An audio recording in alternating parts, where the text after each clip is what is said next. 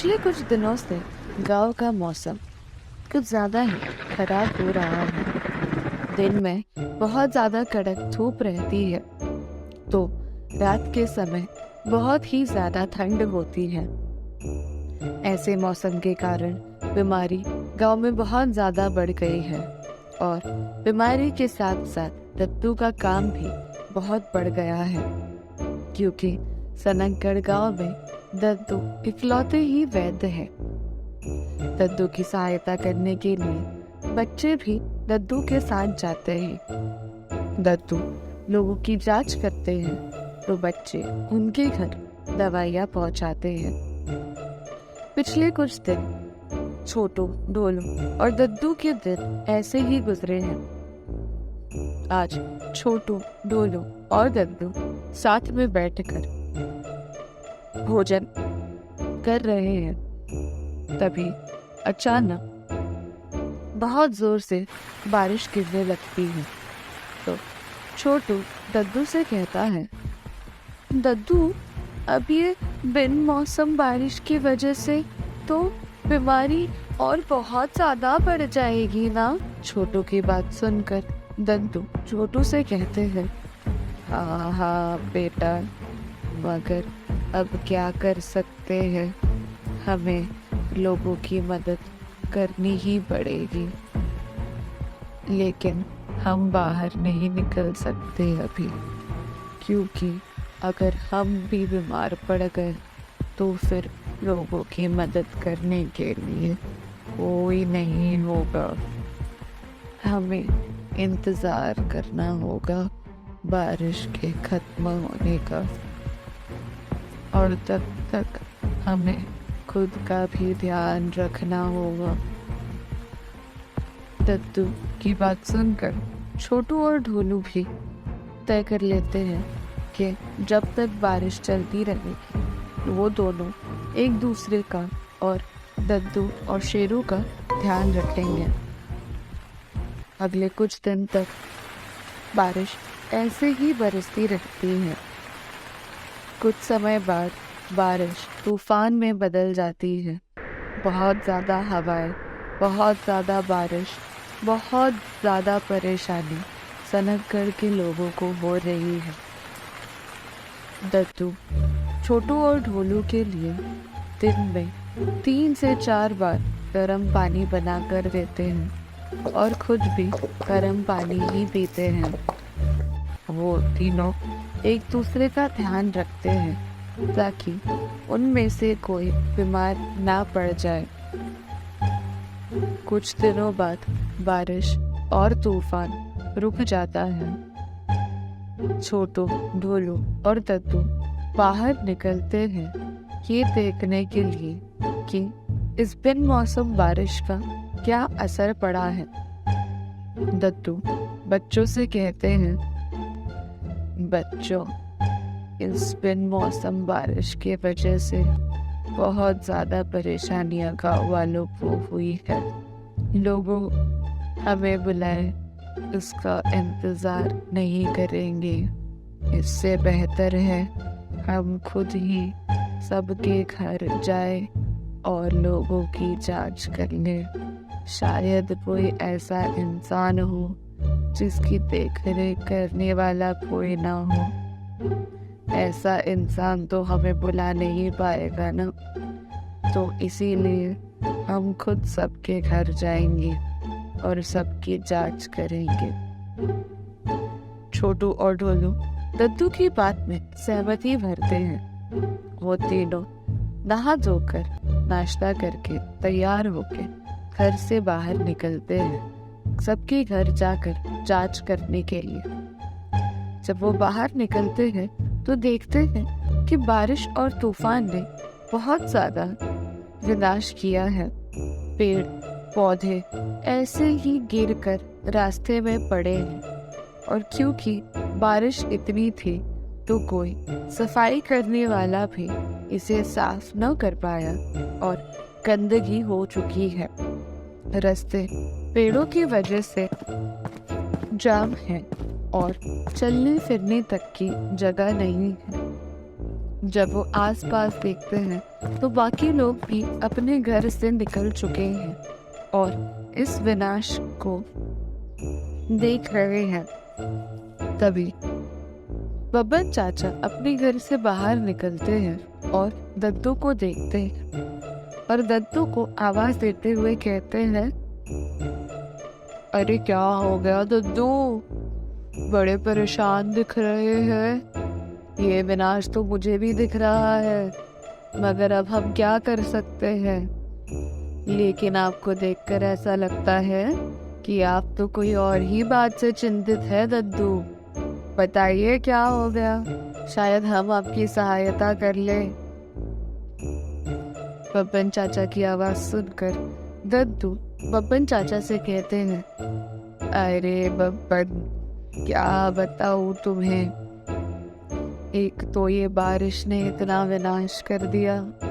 मैंने सोचा था बच्चों को घर घर लेकर जाऊंगा और लोगों की जांच करूंगा। इस बिन मौसम बारिश की वजह से बहुत लोग बीमार भी तो पड़े होंगे ना। मगर अब ये रास्ता ऐसे बंद है, मैं कैसे लोगों की सहायता करूं, मुझे कुछ समझ ही नहीं आ रहा। तभी बब्बन चाचा और दद्दू की नजर दरोगा जी पर जाती है, जो पेड़ों के ऊपर से कूद कूद कर उनकी तरफ आ रहे हैं। वो बब्बन चाचा और दद्दू को देखकर आवाज देते हैं और कहते हैं, अरे दद्दू, अरे बब्बन, क्या चालू है। ये देख रहे हो बारिश ने क्या हालत कर दी है रास्तों की। मैं तो आज थाना तक नहीं जा पाया, अभी तक इन्हीं से कूद कूद कर आगे बढ़ रहा हूँ। शायद इसी तरह चलूँ तो कल सुबह तक मैं थाना पहुँच जाऊंगा। बब्बन चाचा दरोगा जी की बात सुनकर सब हंसने लगते हैं। दद्दू विचार करते हैं कि अब क्या किया जाए। तभी बब्बन चाचा दद्दू और दरोगा जी से कहते हैं, दद्दू, दरोगा जी, मैं क्या सोच रहा था कि हम सब मिलकर रास्ता साफ करना शुरू करते हैं। सब एक साथ काम करेंगे तो काम जल्दी हो जाएगा। मैं, दरोगा जी, सारे बच्चे हम मिलकर रास्ते साफ कर देंगे। तब तक आप दद्दू घर घर जाइए, हम ये रास्ता आपके लिए अभी साफ कर देते हैं। शायद 1-2 घंटे में ये रास्ता साफ हो जाएगा। तो आप कम से कम इस रास्ते पे जो लोग रहते हैं तब तक आप उनकी जांच कीजिएगा, तब तक हम दूसरा रास्ता साफ कर देंगे। आखिर हम सब मिलजुल कर काम करेंगे, तभी तो काम जल्दी हो पाएगा। बब्बन चाचा की बात सुनकर दद्दू इस पर 2 मिनट विचार करते हैं और उनके मन में ख्याल आता है कि बब्बन चाचा सही तो कह रहे हैं, सब मिलकर काम करेंगे तो काम जल्दी हो जाएगा। तभी दरोगा जी बब्बन चाचा के सुझाव पर कहते हैं, हाँ बब्बन, सुझाव तो तुम्हारा बहुत सही है। चलो एक काम करते हैं, हम सब ये रास्ता साफ करना चालू करते हैं। दद्दू, तब तक आप आराम कीजिए घर पे। जब ये रास्ता साफ हो जाएगा तब हम आपको आवाज दे देंगे। दद्दू बब्बन चाचा और दरोगा जी की बात सुनकर इन्हें जवाब देते हैं, दरोगा जी, बब्बन, तुम दोनों बहुत ही अच्छे लोग हो। छोटू, डोलू, तुम दोनों मिलकर बब्बन चाचा और दरोगा जी की सहायता क्यों नहीं करते। साथ में काम करोगे तो काम जल्दी हो जाएगा। जब ये रास्ता साफ हो जाए तो मुझे बुला देना, तब तक मैं तुम सब के लिए कुछ खाने पीने को तैयार कर देता हूँ। ये कहकर दद्दू घर के अंदर जाते हैं और कुछ पकवान बनाना शुरू कर देते हैं। दरोगा जी, बब्बन चाचा, छोटू और ढोली मिलकर पेड़ पौधे रास्ते के एक और करना शुरू कर देते हैं। तभी छोटू सबसे कहता है, बबन चाचा, दरोगा जी, मैंने ना स्कूल में पढ़ा था कि ये जो पेड़ पौधे होते हैं ये बाकी पेड़ पौधों के लिए बहुत ही गुणकारी होते हैं। अब ये तो बेचारे टूट गए और मर गए, मगर हम इनसे बाकी पेड़ पौधों को भी तो कुछ गुण दे सकते हैं। क्यों ना हम एक बड़ा सा गड्ढा खोदे और ये सब उसमें डालना शुरू करें। जब ये मिट्टी से मिलना शुरू होंगे तो बाकी पेड़ पौधों को और जीवन देंगे। छोटू की बात सुनकर बब्बन चाचा छोटू से कहते हैं, अरे वाह छोटू, तुम्हारा सुझाव भी बहुत सही है। मैं और दरोगा जी मिलकर कुल्हाड़ी से एक गड्ढा खोदते हैं। तुम और ढोलू इन पेड़ पौधों को उन गड्ढे में डालना शुरू करो, ठीक है? और अगर यदि पेड़ बहुत ज़्यादा बड़ा हो तो हमें आवाज़ दे देना, हम आ जाएंगे तुम्हारी मदद करने को। ये कहकर बब्बन चाचा और दरोगा जी कुल्हाड़ी से एक गड्ढा खोदना शुरू करते हैं। छोटू और ढोलू मिलकर रास्ते के सारे पेड़ पौधे और बाकी कूड़ा उस गड्ढे में डालते हैं। कुछ ही देर में वो रास्ता वह एकदम ही साफ हो जाता है।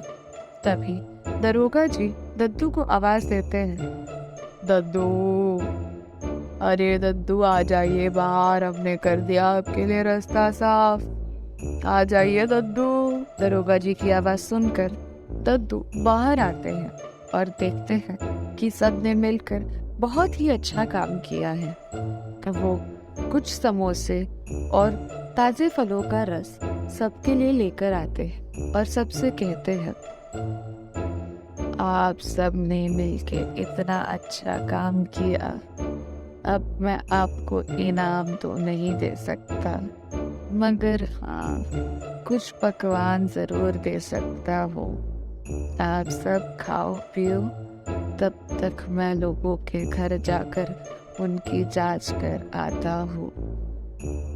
बब्बन चाचा दद्दू से कहते हैं, शुक्रिया दद्दू, आपने हमारे लिए इतना स्वादिष्ट नाश्ता बनाया, ये इनाम से कम है क्या? आप लोगों की सहायता कीजिए, तब तक हम ये नाश्ता खत्म करके गांव के बाकी सारे रास्ते साफ कर देंगे। क्यों दोस्तों? बब्बन चाचा की इस बात पर सब जोर से चिल्लाते हैं, हाँ। दद्दू जाकर बाकी गांव के लोगों के घर घर जाके उनकी मदद करते हैं और बीमारी की जांच करते हैं।